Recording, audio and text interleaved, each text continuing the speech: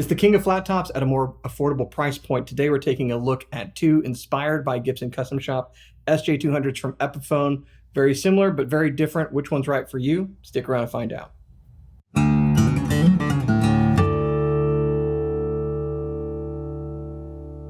Hey, you're watching Alamo Music TV. My name is Chris McKee. I'm Kip Greenberg. We're here with Alamo Music in San Antonio, Texas. You can find us online at alamomusic.com. If you're new to the channel, make sure to subscribe, turn on notifications, and like our videos. If you want to support the channel, you can visit our spring store link below for custom swag and check out our podcast, the Fretboard Confessional. So we've got two big old flat top jumbo guitars, super jumbos. It is the classic Gibson style SJ-200, in this case Gibson headstock, Epiphone logo, because these are the inspired by Gibson Custom Shop, or the, was it ICGC, inspired by Gibson, whatever. Something like that. They have cool little double diamond logos on the back of the headstock in order to indicate what it is that they are inspired by. But bottom line, this is part of that collection of import guitars with the Epiphone name. The Gibson headstock, which has been a recent iteration over the last few years, so you don't have to try to modify your headstock to make it look like a Gibson. It's going to do that for you. But, you know, I think as we get into it, the overarching thing is these are vintage oriented guitars that are huge value for what you get. And they play and sound pretty good. Yeah, and they also kind of mimic custom shop options, not just the standard, you know, SJ-200 original, but Gibson does make a 57. They do make Prewar. And originally when we were going to shoot this video, we were going to do Epiphone versus Gibson, because we have an SJ-200 original from Gibson, and we kind of looks like this. Yeah, it looks a lot like that one. And I think we still might do that. I will tell you, I haven't even told him this yet. I saw an email today that we're getting a 57 shipped in. So maybe next week is the ultimate SJ comparison video. However, when it became apparent that we had the two sort of upper echelon Epiphone versions, I think this, you can always do the cheap versus expensive thing. Sure. We got that, but these are same price, couple aesthetic differences, one major tonal difference, and this is probably more what somebody who's looking at one of these guitars wants to see, is the comparison between these two, not necessarily versus the Gibson version. However, I think these are both really cool, and this is my first time, I think, playing either one of them. Yeah, I've liked these collections for a bit because of the value proposition that you get. I think what a lot of people want, and it's becoming a crowded place to be price-wise, where the specifications of the guitar could vary dramatically. On these, we're looking right at about $1,500. And that's an import guitar that's all solid wood, thermal-aged spruce tops with a hard shell case and a pickup in them. So there's a ton of value at $1,500. If you compare that to other guitars in the price point, you're going to find other guitars that are all solid wood that may or may not have thermal aging, that may or may not have a pickup, that may or may not come with a case or gig bag. Most probably would come with a gig bag at that price. And very few, if any, are going to have the classic look of a J200, which is a huge part of the appeal. I don't think we should shy away from that. Yeah. But the other part of it is that these just sound the way that they should sound. I mean, there's a sound of a big Gibson J200 jumbo that is kind of unmistakable. Is that a word, English major? Unmistakable? There we go. So don't mistake, it's unmistake. But, it sounds right. We were kind of grooving with these, and it's like, yeah, that's the sound. That's the right thing.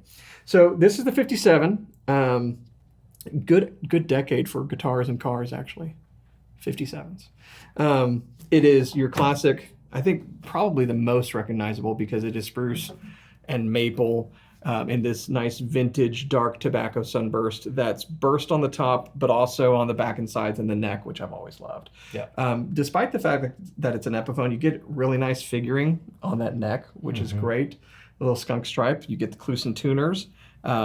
We get the mustache bridge. You know, the things that we have compared Epiphone and Gibson in the past, and usually the differences are like the pickguard's going to be a little different. The mustache bridge is going to be a little different. I can tell you right off the bat that this feels a little bit more substantial of the wood than what you would find, on the Gibson version of this. But the aesthetics are otherwise there. The inlays are similar to what you're going to find. The materials are similar to what you're going to find you're saving a lot of money because it's not being made in Bozeman, Montana. Yeah. But it sounds great, and it's got that classic spruce maple big body sound, which is a very even tonal response, but then you have this like depth because of the giant size of the lower bout. Yeah. Over here in the pre-war variety, Getting older. yeah, pre-war, I think the thing to keep in mind is every single guitar is pre-war. It just depends Just depends on which war. Which war, you know, and a lot of these new ones feeling like they may be. So anyway, we'll be talking 2024 pre-war Taylors. Yeah, pre-war Taylors. So obviously a little bit different burst, still spruce top. They're calling this the vintage. They're calling it vintage sunburst, but we both said that's a different burst, obviously. Yeah. Now, part of that I think is going to be because it's pre-war, so that era. Yeah. But I think it's also, it reminds us both, I think, of the Rosewood burst stuff that they use. It matches the back and sides better. Speaking of Rosewood burst, a pre-war SJ-200 would have Rosewood, and so this one has Rosewood. And you can see it's not bursted on the back and sides. Why would you burst Rosewood unless you're in Powers, I guess. You know? But you got East Indian Rosewood, and then similar, you know, you still got a skunk stripe, and you can see if you look closely, but that's just stained mahogany on the neck. Grover's on that bad boy. Imperials. Very cool, and different headstock logo, but still the open book shape. It's a cool headstock logo. It's very vintage. Yeah. But open book. I like the Imperial tuners versus the Klusons. It's a different look indeed. Both of the finishes on these are similar to what you'd find, I think, on like a VOS style, vintage custom shop. In other words, it's not super glossy. It's got a little bit of kind of orange peel to it. It looks semi-gloss knockdown, and it feels good. I like these styles of finishes. Yeah. So the good thing is it will be same scale length, same body dimension, same everything, different back and sides wood. I think you can really tell a difference when you listen to them. They both have pickups. Is this an Element? You know, I was just checking that because the control is different layout than an Element typically is. So is that the Element bronze? Something to that effect, yeah. Well, you got volume and tone. That's all you need. Volume, tone, and undersaddle pickup. Yeah. That's worked for a lot of people for a long, long time. Yeah. $1,500, all solid wood. Very, very Gibson styled jumbo guitars with a hard shell case. Pretty dang good option for both of these. But take a listen to the difference between Rosewood and Maple. It's what you expect. So here you go.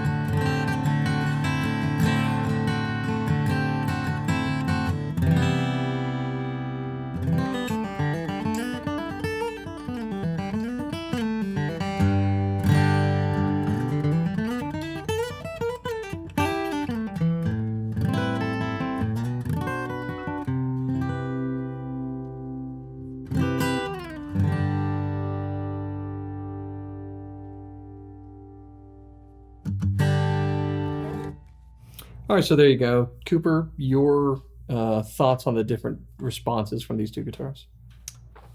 Well, we oft discuss the tonal qualities of both of these woods. I'm coming right out the gate saying I prefer the Rosewood, and that may be sacrilegious to some who love a SJ-200.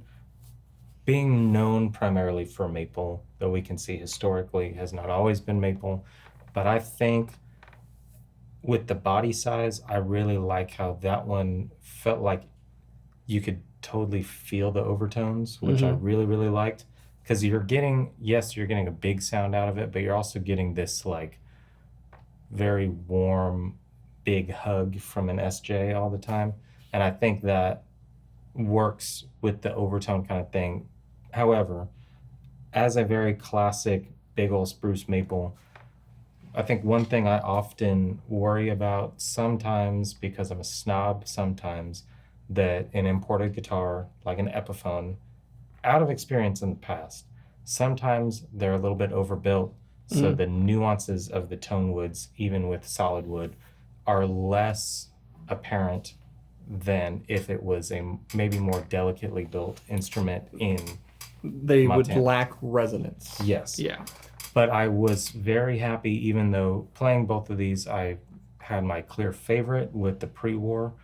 I liked that there was a big enough tonal difference going over to the maple that has that much more like right in front of you, flat EQ wise, not flat liveliness wise, but this one felt a little more to the point, whereas that one lingered a little bit more. Yeah, I think that projects a bit more because of the maple. It tends to push it out, and it is an even response kind of EQ wise, but you have all of this depth in there. Yeah. And Jumbo's doing an interesting thing. So when you're talking about body shapes, if you increase the depth or you can increase the lower bout of guitar, you're going to increase, a lot of low end. But when you take the waist and you bring it in, you increase some treble response. If you widen the waist, you get more mid ranges, and that's the dreadnought sound. Yeah. So Jumbo's doing an interesting thing because they give you a ton of volume, and then they're kind of balancing out that volume with some of that. That's why maple works really well. This does give you a lot more of that low end kind of breadth to it. Yeah. With the Rosewood and some of that nice chime. Noticeably, this is a heavier guitar, despite them being spec'd the same, because Rosewood's just a denser wood, and so you can pick it up and you can tell that that weighs a little bit more. Who cares? But they both sound fantastic, and I was really pleased with the playability too, because again, like you, the import guitar tend to go, it's probably going to be a little overbuilt unless they've really taken their time to make the guitar a better guitar, not just a less expensive guitar. These are both nice and resonant, surprisingly really good to play also. I think the setup's good. Yeah, I think when you're at the $1,500 mark, you're either getting something that may be built geographically in a place closer to us, but the most stripped down possible version that they can possibly make, or you are going to get something from a not built close to us and not very reputable company that is going to charm you on their strange website with a bunch of lies. I've never heard of this brand before, but look at what they're making. This is so cool. I'm sure I'll get my order in a few years. Yeah, it's Cocobolo back and sides with abalone on the top and everything. It's only $1,500. I've heard that one too. We're going to do a documentary soon. I think what you're getting on this guitar is a reputable brand that has, I think you can observe they've done a lot over the last few years to turn the Inspired by Gibson stuff into the premium option out of their imported line. And you are getting something that is high quality materials that is made well. I think this is on par with Laureate's.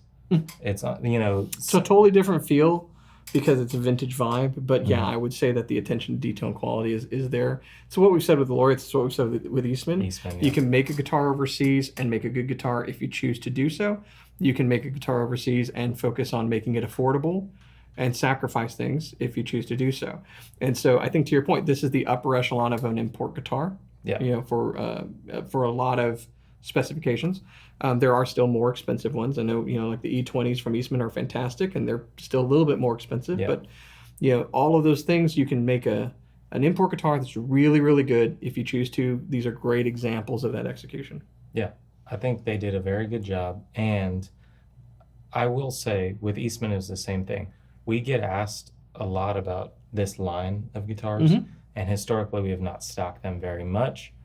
But if there are certain ones within the comments here that you're like, you got to try this one, I want to see this compared to this one, I think our ears are open now after playing these. So tell us what you want to see with the electrics and the acoustics, because we want to bring them to you. Well, and I think Gibson Epiphone has really upped their game in the last few years. When we've looked at some of the inspired by electrics as well, it was a similar thing. If you go back far enough, it was like the master builts were the really nice guitars. And these have taken a page out of that book, but they've really built upon that and improved upon that. I think that these are better than I mean, this is just what people ask for. And that's it is true. Listen, don't get a decal on there. Just be proud you bought an Epiphone that's nice. Yeah. Let's not make a poser out of anybody, shall we? But they're fantastic guitars, and if you can't swing, what's an SJ-200 now? $5,000-$6,000? I think they're $56.99. Yeah, it's a substantial increase in price. And we'll do a comparison and we'll show you it's still a better guitar. But if you are trying to get that look, that feel, that sound, did I mention that look for less money? It's really hard to beat these. Yeah, this is got to be the closest an Epiphone's ever come to, with every SJ that they've ever done. They got the feel right, they got the look right. I like the neck profiles on these. That's my chief complaint usually with Epiphones, that I don't love the neck shallow feel. D shape that you seem like. These feel good. Yeah. They came out. They're really nice hard shell cases. They come with the feedback buster sound hole thing, super well wrapped inside the case because, they. If you know, you know. Yeah, they did a good job. Vintage to the end. Yeah. Some things never change. Tradition. Well, if you want more information about these guitars, you can find it on our website at alamomusic.com, where you can buy these now. Even the lowliest entry-level Epiphone starter pack $199 guitar some years ago could not buy online. Now you can. Welcome to the 21st century. So, yeah, feel free to shop to your heart's content. But should you have questions, you can message us, and we are here to answer any of your needs on the website. You'll talk to Cooper, myself, John, David, and one of our people. We will help you find the guitar of your dreams. And that's why we do this channel, to kind of sort through all the mess. So if you like our content, make sure to subscribe, turn on notifications, like our videos, send it to your friends, neighbors, and enemies that you hate. You got a person in high school that you can't loathe, send it to them. And help us get to our subscriber count. 200,000's really, really close. 1 million is next. 1 million That's is what next. Comes after. Yeah. After 200, it's 1 million. That's what English majors use to count. So, thanks so much for watching. We'll see you next time.